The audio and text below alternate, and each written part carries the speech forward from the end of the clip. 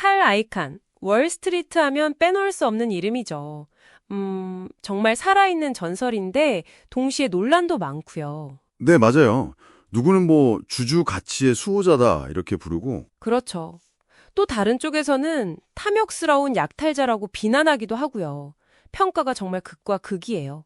네, 오늘 저희가 함께 살펴볼 분석 보고서가 바로 이 칼 아이칸에 대한 건데요. 네, 이 보고서를 바탕으로 그의 경력, 그 특유의 투자 방식, 또 그가 남긴 여러 가지 유산들을 한번 깊이 파헤쳐 보려고 합니다. 그가 어떻게 그 많은 돈을 벌었고 또 미국 기업 사회를 어떻게 뒤흔들었는지 최근에 또 어떤 어려움에 처했는지도 봐야겠죠. 맞습니다. 단순히 정보만 나열하는 게 아니라 아이칸이라는 인물을 통해서 이 현대 주주 행동주의라는 게 뭔지, 그 힘과 그림자는 또 뭔지 좀 본질적인 부분을 같이 탐색해보는 시간이 됐으면 합니다. 좋습니다. 그럼 바로 시작해 볼까요? 네. 아이칸의 시작, 사실 좀 의외의 면이 있더라고요. 그렇죠. 뉴욕 퀸스에서 평범한 교사 부모님 밑에서 자랐고 프린스턴에서는 철학을 전공했어요. 철학이요. 월스트리트랑은 좀 거리가 있어 보이는데. 네, 졸업 논문 주제가 경험주의적 의미 기준이었다는 게 좀 재밌어요. 이게 뭘 의미하냐면 당시 월가의 어떤 감이나 내부 정보 의존하는 분위기랑은 다르게 처음부터 객관적인 데이터, 그러니까 기업의 실제 가치를 파악하려는 그런 분석적인 성향이 강했다는 거죠. 아, 그런 배경이 있었군요. 경험주의, 철학적 탐구가 월스트리트의 그 냉혹한 현실과 만난 거네요. 그렇죠. 1961년에 주식 중개인으로 시작했지만 금방 옥션이나 차익거래 전문가로 성장합니다. 가격 차이를 이용한 매매죠. 네. 그러다가 1968년 삼촌 돈 포함해서 한 55만 달러로 아이캔앤코를 설립하고요. 네, 이때부터 본격적인 행보가 시작된 거죠. 그의 스타일이 제대로 드러난 건 아마 1978년 태판 거래부터 아닌가요? 맞습니다.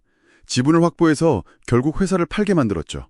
그러면서 투자금을 2배로 불렸는데 이게 뭐랄까 아이칸 전략이 원형이 된 셈이에요. 그렇죠. 그리고 80년대는 정말 기업 사냥꾼이라는 이름으로 악명을 떨쳤잖아요. 네, TWA 텍사코, US 스틸 같은 아주 큰 기업들을 상대로 그 정크본드라고 하죠.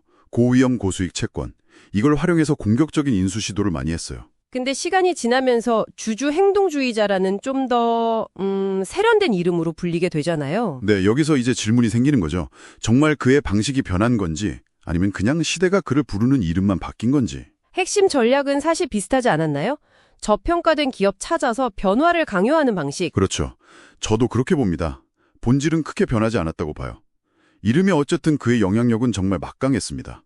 그 아이칸 리프트라는 말까지 있었잖아요. 네, 그가 투자했다는 소식만으로 주가가 막 뛰는 현상? 네, 명성 자체가 강력한 무기가 된 거죠. 그의 전략을 좀 더 들여다보면 핵심 철학은 그거 같아요. 아무도 원하지 않는 것을 사라. 역발상이죠. 맞아요. 구체적으로는 주가 수익 비율 PE가 낮거나 아니면 기업의 자산 가치, 그러니까 장부가가 시가총액보다 높은 그런 저평가된 기업을 찾아내는 거죠. 근데 그런 기업 중에서도 그냥 다 들어가는 게 아니라 잠재력은 있는데 경영진이 좀 무능하거나 주주이익에 소홀하다. 이렇게 판단될 때. 네, 바로 그때 표적으로 삼는 겁니다. 일단 5% 이상 지분을 확보하고 이사회 자리를 요구하죠. 거부당하면 그때부터 본격적인 싸움이 시작되는 거고요. 그렇죠. 위임장 결결. 다른 주주들한테 의결권을 위임받아서 경영진을 바꾸려고 하거나 아니면 언론이나 요즘에 뭐 SNS까지 동원해서 여론전을 펼치죠. 요구하는 것도 다양하잖아요. 자산을 팔아라, 자사주를 매입하거나 배당을 늘려라, 심하면 그냥 회사를 통째로 팔아라. 네. RJR 라비스코 사례에선 자산 매각, 애플 사례에선 자사주 매입과 배당 확대 요구가 있었죠. 택판처럼 아예 회사 매각을 요구하기도 하고요. 협상할 때는 또 그 특유의 두렵다는 평판을 잘 이용하는 것 같아요. 네, 아주 끈질기게 압박하죠. 그러면서도 때로는 실리적으로 나오기도 해요. 그린메일이라고 회사가 자기 주식을 비싸게 되사주게 만들어서 차익 챙기고 그냥 물러나는 경우도 있었고요. 부분적인 승리에도 만족하는군요. 그의 명함을 가장 잘 보여주는 건 역시 TWA 항공 사례겠죠? 아, 네. 그건 정말 파괴적인 면모를 보여주는 대표적인 예입니다.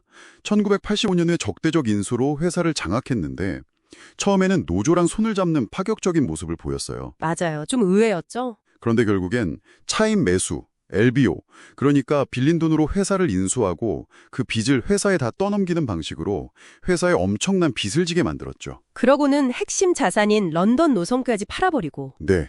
아이콘 본인은 뭐 약 4억 7천만 달러 정도 벌었다고 하는데 TWA는 결국 파산했죠. 심지어 파산 후에도 무슨 계약으로 계속 이익을 챙겼다고 하던데요. 네.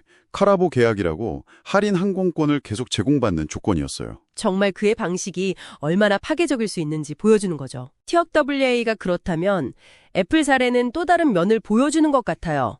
영향력이 다른 식으로 작용할 수도 있다는 거. 그렇죠. 2013년에 애플이 현금을 엄청 쌓아두고 있었잖아요. 네, 그때 아이칸이 1%도 안 되는 지분으로 엄청난 규모의 자사주 매입을 요구했죠. 공개 서한 보내고 트위터로 압박하고. 처음엔 다들 저게 되겠어? 했는데 결국 애플의 자본 환원 정책에 상당한 변화를 이끌어냈어요. 아무리 거대한 기술 기업이라도 그의 압박을 무시할 수 없다는 걸 보여준 거죠. 하지만 성공만큼이나 논란도 끊이지 않아요. 비판도 만만치 않죠. 네, 가장 큰 비판은 역시 단기 이익에만 너무 집중한다는 거죠. 그러다 보니 연구개발, R&D 투자나 직원 복지 같은 기업의 장기적인 성장 동력을 훼손한다는 비판이 계속 따라다닙니다. TWA가 좀 극단적인 예고요. 또 너무 일찍 팔아서 더 큰 이익을 놓쳤다는 지적도 있잖아요. 넷플릭스나 애플 같은 경우. 맞아요. 수백억 달러에 달하는 잠재 수익을 놓쳤다는 분석도 나오죠.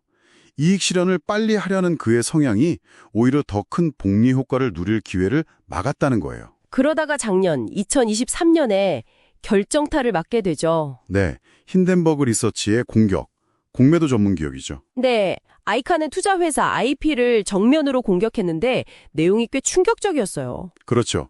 IP의 순자산 가치, 그러니까 실질 가치가 75% 이상 부풀려졌고 배당급이 신규 투자 자금에서 나오는 뭐랄까 폰지 사기랑 비슷한 구조 아니냐는 의혹을 제기했죠. 아이칸 개인의 과도한 부채 문제까지 지적하면서요. 결과는 뭐 참담했습니다.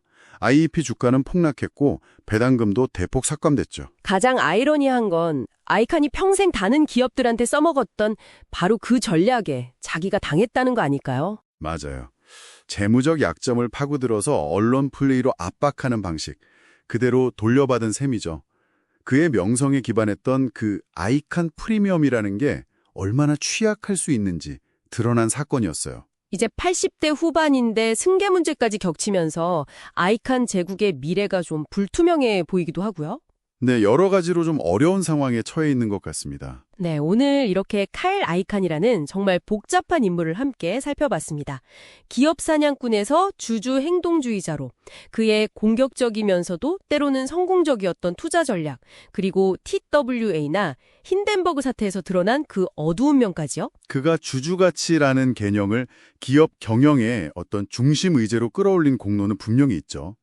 하지만 그 방식은 여전히 뜨거운 논쟁거리입니다. 그럼 이 이야기가 지금 우리, 그리고 이걸 듣고 계신 청취자 여러분께는 어떤 의미가 있을까요? 아이칸의 사례는 단순히 한 투자 거물의 이야기가 아니라고 생각해요.